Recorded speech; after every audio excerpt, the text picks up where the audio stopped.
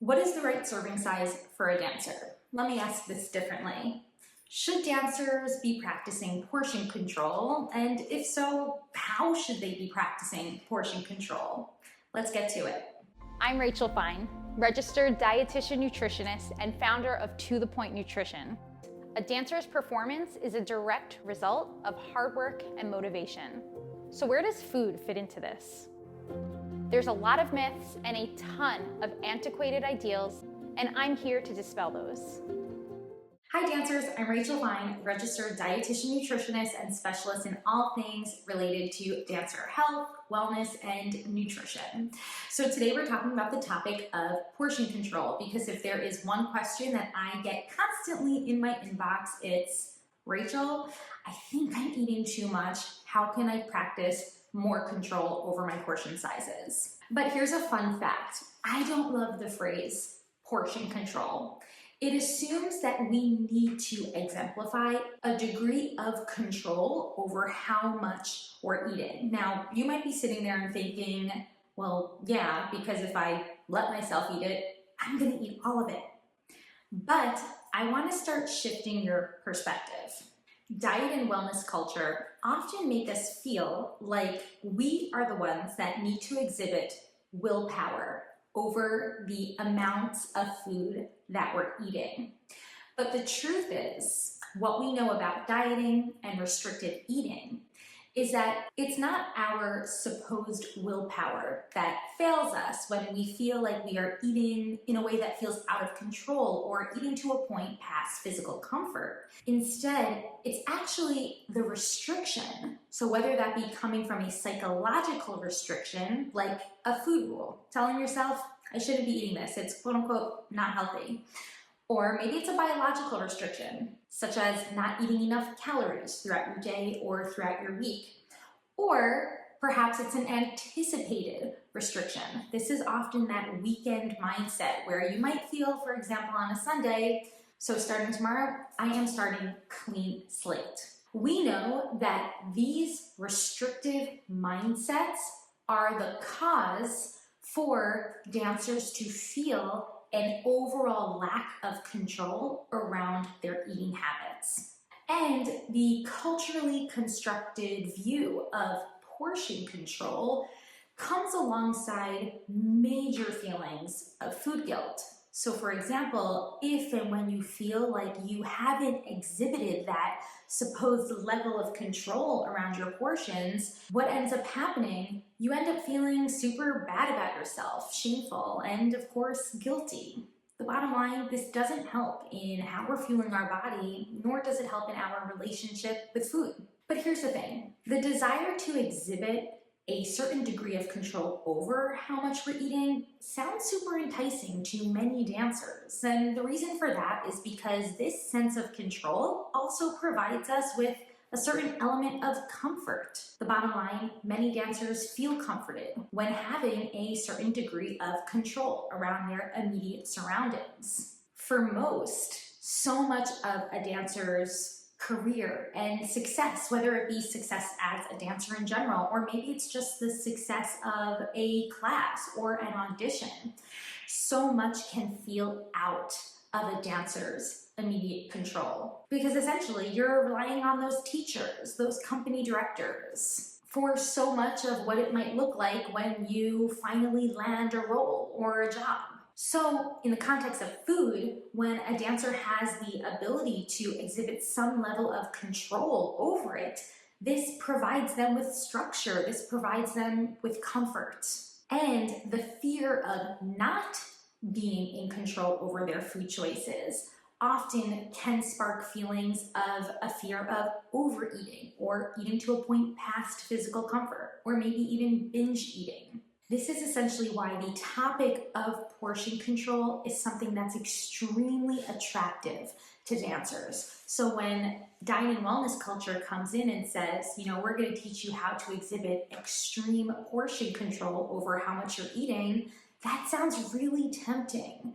But the problem, as I explained earlier, is that level of control and that supposed rule over how much we're eating eventually backfires. So portion control in of itself is a form of restriction. And when we use food, or the lack thereof, like restrictive eating habits, in a way to manipulate our body's weight, shape, or size, we end up extremely vulnerable to the development of disordered eating. More often than not, the struggle with portion control has less to do with knowing how much to eat and more to do with your body's response to the mindset of restriction. I'm gonna say it loud and clear. Controlling your portions in an attempt to manipulate your body's weight, shape, or size is a form of disordered eating. Counting calories or attempting to stick to an assigned amount of food at any given time is a form of disordered eating. And that assigned amount of food, that external rule, whether it be a calorie count or a rigid meal plan that's telling you that you can only eat this amount of food, it doesn't necessarily know whether or not that's the right amount of food for your body. Your body is way smarter than those external rules that often tell us how much we should be eating. Striving to attain that right portion, that external rule over our portions, it really makes us vulnerable to that voice of rebellion. The one that eventually says, ugh, throw it in the towel. Let me get it all in now because starting tomorrow, I'm never gonna do it again. That all or nothing mindset. What I call within the healthy dancer, the cycle of unfair expectations, because we are expecting ourselves to stick to a rather very unfair expectation of external portion control, when in fact, our body has very specific psychological and biological mechanisms in place that are designed for the purpose of promoting energy balance, or in other words, promoting you to eat an amount of food that works best for your body. So how can dancers go about portion control? Well, I want you to start with a major redefinition. Instead of striving for portion control, let's strive for body attunement. We are all born intuitive eaters. Essentially, we're born with our body's innate ability to communicate its need for energy balance. What that means is your body communicates when it's hungry by sending out a bunch of different signals to communicate hunger, and it also communicates when it's full, sending out signals that tell you your body has received the energy or calories it needs to move forward. Now, of course, that's a very oversimplified way of thinking about this. But for the most part, what I want you to understand is that babies, for the most part, are our best examples for what it means to be an intuitive eater. But here's the kicker. One thing that we have that, of course, babies don't have is years of experience and years of reasons and factors that eventually impede upon our ability to truly hear, listen, and honor those innate cues of hunger and fullness. This is especially true for dancers, and that's because not only are dancers juggling very busy lifestyles, but also partaking in higher than average levels of physical activity. Busyness, physical activity, these are just two of the several different factors that cause our hunger cues to either go diminished or go unnoticed throughout the day. So while we are going to work on rebuilding our body's ability for attunement, or feeling and honoring its hunger cues, but we also need to realize that more often than not, dancers can't fully rely on their hunger cues when fueling throughout the day. Remember, this approach, the healthy dancer approach, everything that I teach, it's not the hunger fullness diet. That's not what this is. Instead, we utilize our hunger and fullness cues as only one tool along the journey of fueling our body and rebuilding our relationships with food. One really interesting point about a study from 2017 was that it found that dieters are more often responding to those external cues of fullness rather than to their innate cues of fullness. So what essentially that means is if you're partaking in dieting behaviors or restrictive behaviors, and by the way, that includes clean eating, then you are less likely to rebuild that innate ability to listen to your fullness cues. And this is also a reason why within the Healthy Dancer framework, the education begins with dismantling dancer diet culture, so that first, before we are even working on regaining our body's trust with food and also learning about the science of nutrition, we're first learning how to identify and dismantle the messages of misinformation that surround us. And those messages that make it super challenging for us to eventually practice a more innate version of the supposed portion control. Another interesting point to remember is that restrictive eating places a false sense of food insecurity within us. And essentially what that means is that your body begins to lose trust that it's going to receive energy replenishment at the times it needs it. And because of that, eventual hormonal shifts ensue, which make it really challenging for you to again rebuild, identify, and honor those innate cues for energy balance. We can kind of argue that the idea of portion control, similar to the idea of willpower actually, is just a divisive tool that's set forth by diet and wellness culture to keep us coming back for more, keep us with that extreme need to say, I blew it again, I need to get back on track, I need to re-implement that restrictive mindset. So that's where that cycle comes back.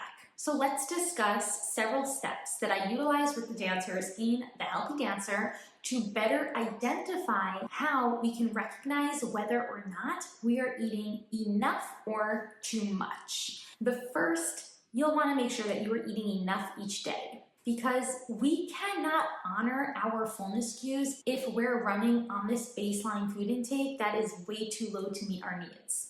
Dancers especially, they're prone to undereating. This can be because of intentional reasons, like those restrictive diets that are set forth by unrealistic food and body ideals. Also, unintentional reasons, as I mentioned earlier, busy schedules make it really hard for dancers to get in regular meals and snacks throughout their day. In regards to those back of the package labels that you see on packaged foods, serving sizes can be a helpful place to start in trying to identify an amount of food that works, but realize serving sizes are not actually designed to be recommended portion sizes for you.